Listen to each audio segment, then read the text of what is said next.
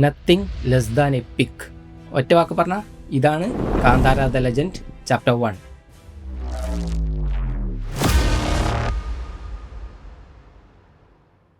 എന്താ പറയാ, 2.25 മണിക്കൂറായിട്ടുണ്ട് പടം. ഈ 2.25 മണിക്കൂർ ഇവരെന്നായി ചെയ്തു വെച്ചെന്ന് ദൈവത്തിനെ അറിയും. പണ്ടിറങ്ങിയ കാന്താരയിൽ ആകെ ലാസ്റ്റത്തെ ഒരു മണിക്കൂർ ചെയ്തു വെച്ച പരിപാടിക്കാണ് ഈ ഋഷഭ് ഷെട്ടി നാഷണൽ അവാർഡ് മേടിച്ചത്. അപ്പോൾ ഈ പടത്തിലയാൾ ചെയ്തു വെച്ചാൽ അയാൾക്ക് എന്നാ കൊടുക്കുക? അത്ഭുതം എന്താണെന്ന് വെച്ചാൽ ഇത് അയാൾ തന്നെ ഡയറക്റ്റ് ചെയ്ത് അയാൾ തന്നെ അഭിനയിച്ചൊരു സിനിമയാണെന്നാണ്. ഞാൻ ശരിക്കും പറയാം, 3 കാര്യം കണ്ടിട്ടാണ് എൻ്റെ കണ്ണ് തള്ളിപ്പോയി. ഒന്നാമത്തെ കാര്യം മേക്കിംഗ്.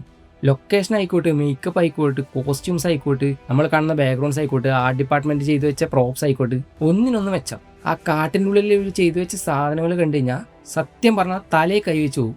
അമ്മാതിരി പ്രൊഡക്ഷൻ ക്വാളിറ്റി, അത് നല്ല വൃത്തിമേനായിട്ട് ക്യാപ്ചർ ചെയ്തിട്ടുണ്ട്. അതിന് ഇവർക്ക് 100-ൽ 100 മാർക്ക് കൊടുക്കണം. പിന്നെ പറയാനുള്ളത് എഫക്ട്സ് ആണ്. വിഷ്വൽ എഫക്ട്സ് ഇത്രയും മര്യാദ ചെയ്ത ഒരു പടം ഇന്ത്യൻ സിനിമയിൽ നിങ്ങൾക്ക് കണ്ടുപിടിക്കാൻ പറ്റുമെന്ന് സംശയമാണ്. അതായത് കുറേ ഓവറായി എന്തൊക്കെയോ ചെയ്തു വെച്ചു, അതല്ല ഉദ്ദേശിക്കുന്നത്.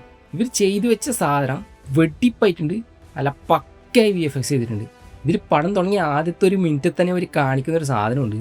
ഈ ആനിമൽസിനൊക്കെ VFX ചെയ്ത് മെനയാക്കുമെന്ന് പറഞ്ഞു കഴിഞ്ഞാൽ അതൊരു കഷ്ടപ്പാടുള്ള പണിയാണ്. അതൊക്കെ വെച്ച് നോക്കുമ്പോൾ ഇവരിൽ എന്തൊക്കെ ചെയ്തു വെച്ചേ.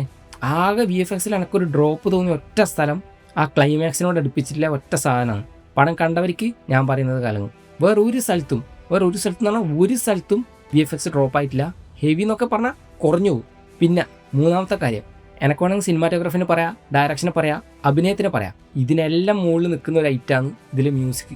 ആരാന്ന് ചെയ്തെങ്കിലും മാരകൈറ്റം. മ്യൂസിക് മാത്രമല്ല, സൗണ്ട് ഡിസൈനും നല്ല ടോപ്പ് നോച്ചാണ്. നിങ്ങൾ ഇത് എന്തായാലും തിയേറ്ററിൽ പോയി കാണുന്നറിയാം. പക്ഷെ കാണുമ്പോൾ നല്ല ഡോൾബി അറ്റ്മോസ് ഒക്കെ ഉള്ള തിയേറ്റർ നോക്കി തിരഞ്ഞെടുക്കുക. സൗണ്ട് ഡിസൈൻ അത്രയ്ക്ക് ഇമ്പോർട്ടൻ്റ് ആണ്. പിന്നെ ഋഷഭ് ഷെട്ടിനെ കുറിച്ച് ഞാൻ പറയണ്ടല്ലോ. അയാൾ പണ്ടത്തെ കാന്താരിൽ അവസാനത്തെ 20 മിനിറ്റ് ചെയ്തു വെച്ച എന്താണോ അതിൻ്റെ ഒരു 10 മടങ്ങ് ഇതിൽ ചെയ്തിട്ടുണ്ട്. ഞാൻ എല്ലാവരും പറഞ്ഞു കേട്ടു അവസാനത്തെ 30 മിനിറ്റാണ് ടോപ്പ്, അവസാനത്തെ 30 മിനിറ്റാണ് ടോപ്പ്. അവസാനത്തെ 30 മിനിറ്റ് അല്ല, അതിന് മുന്നേ സെക്കൻഡ് ഹാഫ് തുടങ്ങി കുറച്ച് കഴിഞ്ഞൊരു ഐറ്റം വരാൻ്റെ മക്കളെ നിങ്ങൾ നോക്കിയിരുന്നോ. എത്ര നിങ്ങൾ ഹൈപ്പ് കൊടുത്താലും നിങ്ങൾ ഡിസപ്പോയിൻ്റ് ആവില്ല. അമ്മാതിരി ഒരു ഐറ്റം ഉണ്ട്. ഈ പടത്തിൽ ആകെ എനിക്ക് ഡ്രോപ്പ് പോകുന്ന 2 സാധനങ്ങളാണ്. ഒന്ന് ഞാൻ നേരത്തെ പറഞ്ഞ VFXൻ്റെ സംഭവം, 2 ജയറാം. എനിക്ക് പറയുന്നതിൽ വിഷമമുണ്ട്, കാരണം ആദ്യം തൊട്ട് അവസാനം വരെ ജയറാം സൂപ്പറിനായിരുന്നു.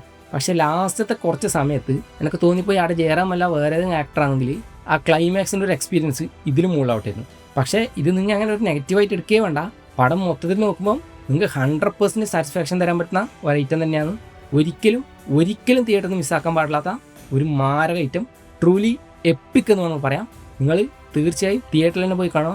തിയേറ്ററിൽ എന്ന് പറയുമ്പോൾ ഏറ്റവും നല്ല വിഷ്വൽ ക്വാളിറ്റിയും നല്ല സൗണ്ട് ക്വാളിറ്റിയിൽ തിയേറ്ററിൽ നിന്ന് തിരഞ്ഞെടുക്കുക. അതിനുള്ള ഐറ്റം ഋഷഭ് ഷെട്ടിയിൽ പണി വെച്ചിട്ടുണ്ട്. ഒരിക്കലും ഇത് OTT വന്നിട്ട് കാണാമെന്ന് നിങ്ങൾ വിചാരിക്കേണ്ട.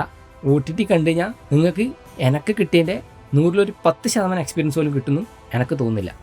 അപ്പം എല്ലാം പറഞ്ഞ പോലെ പടം കണ്ടവർ നിങ്ങളെ എക്സ്പീരിയൻസ് കമൻറ്റ് പറയാം. നിങ്ങൾക്ക് സെക്കൻഡ് ഹാഫിൻ്റെ സ്റ്റാർട്ടിങ്ങിലെ ഫൈറ്റാണോ അതോ ക്ലൈമാക്സ് ഫൈറ്റാണോ ഇഷ്ടപ്പെട്ടതെന്ന് കമൻറ്റ് പറയാം. അപ്പോൾ ഇതുപോലെ തന്നെ കൂടുതൽ കണ്ടൻസിന് like, share and subscribe to Kelvin's POV.